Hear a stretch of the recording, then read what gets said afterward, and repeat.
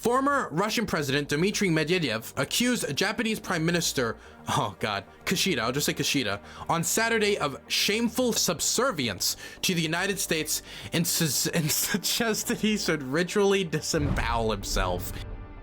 I want to talk to you guys once again about Russian state propaganda and the kind of crazy statements that are made on Russian state TV. But this goes even further, because this wasn't made by Russian state TV. This was made by a highly influential Russian government official. And this might be one of the craziest, and I do mean this, one of the craziest statements put out by a Russian state official during this war. So, the Russian state official in question is Dmitry Medvedev. I never pronounced his name correctly, hopefully I did today. He is the former leader of Russia, president of Russia, who kind of worked in the foreground as Russia had to take a step back due to Russian constitutional law, as he couldn't serve another term. That was until, of course, he could again, and now he's president of Russia again.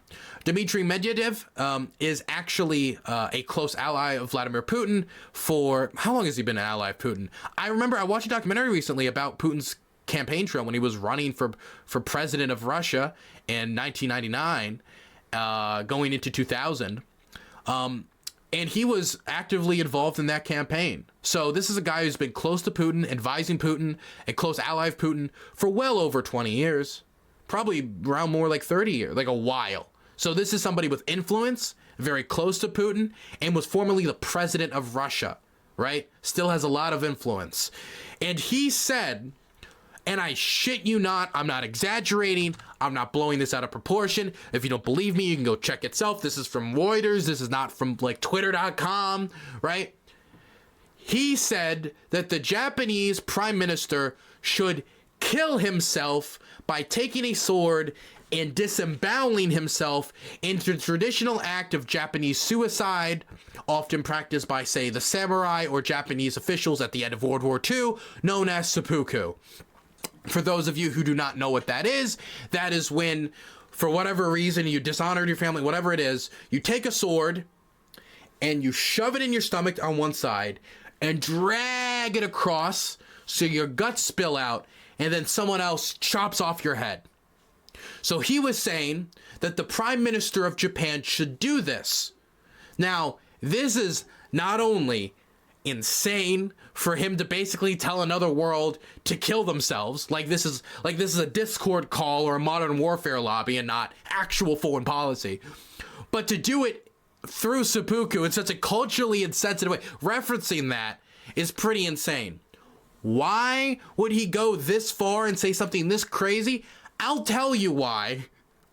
Because Japan said that Russia shouldn't nuke Ukraine. I shit you not.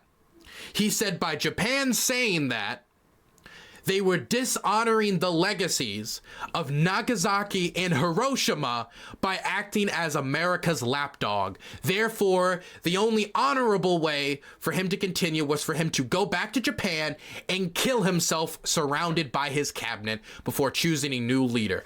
It is insane. Let's read it. Let's read the article. Former Russian President Dmitry Medvedev accused Japanese Prime Minister, Kishida, I'll just say Kishida, on Saturday of shameful subservience to the United States and suggested he should ritually disembowel himself. It was the latest in a long line of shocking and provocative statements from Medvedev, okay, we'll just call him Matty Boy, okay, who was once seen as a Western leading reformer. That is true. People actually thought when he took over from Putin as president that he would direct Russia in a more liberal direction. Obviously, that delusion has been kind of done away with. That bubble is popped. There's still disagreement about whether there was ever a real chance of him being that liberal reformer, but now everybody certainly knows that if that was ever even possible, that a dream is gone. It was the latest in a long line of shocking and provocative statements from him, who was once seen as a Western-leaning reformer, but has reinvented himself as an arch-hawk since Russia invaded Ukraine last year. Speaking at a news conference in Washington on Saturday, a day after a summit with U.S. President Joe Biden on Friday, Kishida made no mention of his comment and was not asked about it. God, I hope somebody asks him. Oh my God, I hope somebody asked him. You know how the Wagner group sent the sledgehammer that they used to execute their soldier that surrendered to Ukraine, like by bashing him in the head with it, and then they sent a model sledgehammer with their logo on it to EU officials? I wonder if he will do something similar by sending like a samurai sword with like a Russian flag on it to like Japan. I wonder if they're gonna go that hard, because again, the Wagner group did do that. Insane. Private military company that works for the Russians, founded by a neo-Nazi. But let's continue. Japanese officials traveling with him did not immediately respond to requests for comment. Dude, the reason why I want them to ask the question is I don't even know what they would say. And in Japan, no one was immediately available for comment on the remarks at either the Prime Minister's official residence or the Foreign Ministry outside of normal working hours. He is a prominent Medvedev, God, I can never say it, is a prominent ally of President Vladimir Putin, who serves as deputy chairman of Russia's Security Council and of a body overseeing the defense industry. He was responding to a meeting on Friday between Kishida and Biden, after which the two leaders issued a joint statement saying, "We state unequivocally that any use of a nuclear weapon by Russia in Ukraine would be an act of hostility against humanity and unjustifiable in any way." This is quite literally just saying Russia should not nuke Ukraine, and Russia's response was, "Kill yourself, nerd. Kill yourself. You're not a real Japanese." Jaik 627, thank you for the tier 1 and being sub for 12 months. Hey, that's a whole year. I appreciate it. Much love, Dylan. Thank you for what you do. I appreciate it. On Saturday, Kishida said the G7 summit of major industrialized nations in Hiroshima in May should demonstrate a strong will to uphold international order and the rule of law after Russia's invasion of Ukraine. Again, these are very milquetoast statements. He said that the nuclear statement showed paranoia towards Russia and betrayed the memory of hundreds of thousands of Japanese who were burned in the nuclear fire of Hiroshima and Nagasaki, a reference to the atomic bombs that the United States dropped on Japan to force its surrender at the end of World War II. Now, the thing that's interesting about this response is this hits on something that I don't know if I've done a segment on. I've already told you guys why I think Russia is not going to nuke Ukraine or use a nuclear weapon in this war. I've already talked about that at length. As the situation as it is, the odds are very unlikely. Not that it's impossible, but that it's unlikely. Right here, I don't know if it was purposeful to kind of like give away the game, but you can hear, listen to that. He said that the nuclear statement showed paranoia towards Russia. Russia, in the lead up to any nuclear strike, it would not be like the invasion where it would just be like, oh, surprise, there was no warning of it whatsoever, because nuclear weapons are most useful, not even as weapons as destructions, but as negotiating tools, because once you use them, there's kind of like no going back, and the diplomatic response, and the economic sanctions, and the amount of weapons that would be sent to Ukraine in response, and would mostly be used as a weapon of terror, and not a weapon to actually get strategic benefits. Long story short, if they were to use a weapon of this style, it would probably have a lot more negatives than benefits, which is why no other nation since World War II, when only one nation had nukes, has used them, because the nuclear taboo has developed. And I've said for a long time that Russia wants to scare the West with the nukes to just make them back off and stop supporting Ukraine and make us cave through basically threats of nuclear terrorism. That is what they're doing. They're threatening, to an extent, they're threatening nuclear terrorism. Even if it's not always the government directly, it's a lot of times Russian state TV. But you can see here that he's saying, oh, it's paranoid to even talk about such a thing after so many vague threats. It shows that I think Russia might be more and more slipping towards nukes. I don't even know what you're talking about, because they weighed the positives and the negatives, and they came to the conclusion, as some reports have shown that they've weighed the positive and negatives in private, that it probably would not be the smartest idea to do this. That's not to say that it's not still on the table to any capacity, or that they might not threaten it in the future, but you can see the Russians kind of flip-flop on, we reserve the right to use these weapons, and it's like, wait, what? Use the weapons, you're paranoid. which is not the type of dialogue you would see from a country preparing to use a nuclear weapon. They would be a lot more explicit about it because they would want to get as many concessions as possible through those threats. And they, you know, that again, that's the most useful way they could use it, which again, kind of unrelated to the story, but just a small tangent there. Rather than demanding U.S. repentance for this, Kishida has shown he was just a service attendant for the Americans. Damn, he's calling them a Western American lapdog. He said such shame could only be washed away by committing seppuku, a form of suicide by disembowelment, also known as harakiri, I don't know how to say that, at a meeting of the Japanese cabinet after his return. Since Russia's invasion of Ukraine, he has warned repeatedly that Western meddling in the crisis could lead to nuclear war. But again, he's saying we're paranoid for thinking so, and has referenced to Ukrainians as cockroaches in language Kiev says is openly genocidal. I mean, it is. If I came on stream and I said like black people were cockroaches, we would all say like, damn, Dylan, that sounds like you have a terrible view of black people and you're dehumanizing them to make a certain thing in the future easier. Everybody would be easily able to say that. Same obviously applies here. Putin has said that the risk of nuclear war is rising, but insisted Russia has not gone mad. Okay, so this is a pretty crazy story. And I just want to say quickly that these types of statements might feel like, whoa, that's crazy. That feels like out of nowhere. They're telling another world leader to kill themselves. That's Russian state officials. And if we move over to Russian state media, they can get sometimes even more gross because they start talking about actual civilian deaths in a very gross way. Here's an example. Recently, there was a Russian terror attack, a strike in Dnipro that ended up killing 40 people. Maybe you don't like the word terror attack, but it ended up killing a lot of people. It killed... Basically killed all civilians. It took away like around 1,000 people's home. And it killed people as young as 15. It killed boxing coaches, killed a whole host of civilians that will no longer be with us and are one more seat empty at the dinner table. Very tragic. The death toll has risen to 40. It will most likely continue to rise because 34 people are still missing in the rubble. It is very, very, very gross. Let's read a little bit of the article, and then I'll tell you about how Russian state media reacted to this. Climbing over the shards of concrete and metal, scrapes of cloth and pulverized furniture, emergency workers found one body after another on Monday, lifting them out of the catered wreckage that had once been bedrooms and kitchens in one of Ukraine's largest cities. The crews reported a new toll on Monday, days after the desperate search began. At least 40 people killed by a Russian strike over the weekend, one of the single deadliest for civilians since Russia invaded Ukraine nearly a year ago. Dnipro, the city where ordinarily 9-story apartment buildings had stood, is far from the front lines where Ukrainian Russian troops have been fighting viciously over abandoned villages and even more yards of land. But the strike on Saturday fit a pattern of Russia's firing long-range missiles at civilian targets, including residential neighborhoods and electrical plants, what military analysts say is a Russian strategy in wake of battlefield setbacks to terrify civilians and pressure the Ukrainian government into talks.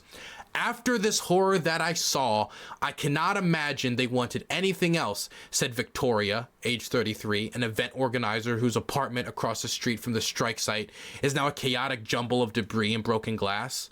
At a coffee shop, when the air raid siren sounded on Saturday, she narrowly avoided being home during the strike. When she returned, she said she saw a terrible scene of smoking rubble and bloodstains in the stairway of her own building. I could hear people screaming under the ruins, she said. I'm going to just tell you that I have seen some of the footage, and the one thing that was deafening during the footage that I've seen of the immediate aftermath of the strike, and you can go see it if you want yourself, it is very bad, is the fucking screaming. It is loud, it is scary, it is horrific, it is bad, it's blood-curdling. I have heard a lot of screaming in this war, both in person and both over audio. It was probably the most personally blood-curdling of the screen. It was really, really bad. So we could go further into the details of this strike, but all you need to really know is that Russia killed 40 people, probably more, as more bodies are going to be uncovered. Some as young as 15, might get younger as more bodies are uncovered. And innocent people who are members of the community, like the boxing coach. And as a fan of boxing, that particularly hits close to home. As somebody who, you know, boxing was a big part of my youth. It was something that my boxing coach played a major role in helping me grow up. And so this is like very emotional for me. And I've talked to a lot of Ukrainians about this particular strike, and it's very emotional for them. But apparently it wasn't that emotional for Russian state TV. Now I could just tell you that Russian social media was horrifically gross. I mean, gross, bad. Like, good riddance, they all should die, like the most disgusting stuff. And the fact that they have been normalized to this just shows how effective Russian state media has been in dehumanizing the Ukrainian population. But I want to show you the gunk that the Russian regime, these knuckle draggers, actually put out in response to the strike on, again, Russian state TV. Listen to this. Well, you can't listen to it, it's in Russian, but I will read the subtitles. This is, again, Russian state TV. So, we celebrated with some nice fireworks, proper fireworks, as there should be. Does it feel good? I'm not going to hide it. Feels good. But it would feel much better to see some bridge over Dnieper blown up to pieces. Even if... Oh, fuck. even if it was our missile that hit that house, by the way, the Russians are denying it while also celebrating it. It doesn't change anything for me personally. Looking at pictures of Mariupol, this is what's going on, what's going to happen to Kharkiv. Yes, it is. It is. It's going to happen to Dnieper. It's going to happen to Kiev. So, this video is just straight up saying, we did it, or, well, possibly we didn't, but if we did, this is the process of the video. We didn't do it, but if we did, you deserved it. And we're going to do it again. And we're not only going to do it in Dnieper, we're going to do it in Kharkiv, and we're going to do it in Kiev. We're going to do it in every country, in every city across the country, and it's a fireworks show from us, and it gives me joy. This is like just straight up, like this is the type of stuff you expect to hear from ISIS. This is the type of stuff you expect to hear from Al-Nusra, Al-Qaeda. Like, we are going to kill your civilians. We take joy in it. Expect it. These are fucking demons, okay? I don't like to engage in dehumanization, but if you're calling for terror attacks, which is what they're doing, you're a demon. You're a fucking demon. The world would be a better place without you. It's fucking horrific. And it's not the only reaction. That was definitely the one that boiled my blood the most, but there's others. Here's another one. I am very glad we started using the types of weapons that Ukrainian air defense cannot shoot down. We need to make more massive strikes with that. This was right after the strike that killed 40 people. The thing is, it's not even necessarily saying, yay, we're happy we died. But your first reaction to seeing all these civilians dying is like, damn, I guess we're getting through. Are you insane? Are you insane? These are humans, but these are the worst of the bunch. My goodness. Listen to this. I am very glad that we have finally begun to use the types of weapons that Ukrainian air defense forces can't shoot down, according to our own words. Kiev was hit with I don't know what. Think a military expert could help us figure that out. But it was hit with something that they couldn't shoot down. It seems to me we need to strike massively and get in and finish what we started in February of last year. Otherwise, the number of these casualties will only increase. We don't have much time. Can I just say that the conclusion you taken away from civilians dying in a bomb being, damn, guess we need to drop more bombs, is absolutely insane. You're the aggressor. None of these people would be dead. All of this like, oh, well, if we ended it shortly, if you just avoided the war altogether, nobody would have died. Everybody would have been fine if you just avoided the war altogether.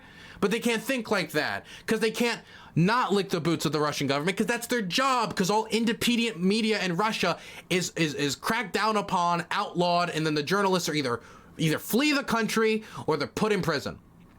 This right here is the face of Russian state media. Right here, this is the ugly, ugly mask-off face of Russian state media, and this is the ugly, ugly mask-off face of the Russian government when they're being unfiltered and they let it slip out. The Russian government did try to walk back the Japanese statements, and they might try to walk back something here or then and afterwards, but they're letting their mask slip more and more the longer this war goes on. Because the more frustrated they get, the more angry they get, and they think logically less and less, and they let the truth about what they think about Ukrainians as these quote-unquote cockroaches, as Medvedev put it, right? Or the disease of Ukrainianness, as he also put it. They're letting their words slip out more and more. Russia's going more mask off, and the people who are going to be the victims of that are going to be the Ukrainians. This is not a war of liberation, as the Russians say. If it was, they wouldn't be saying people should kill themselves for calling on them not to annihilate the people of Ukraine with nuclear hellfire, and you wouldn't be calling them cockroaches and saying that you're excited to see 15-year-old girls go kaboom. My goodness, man. Not a single ounce of integrity in any of these knuckle draggers.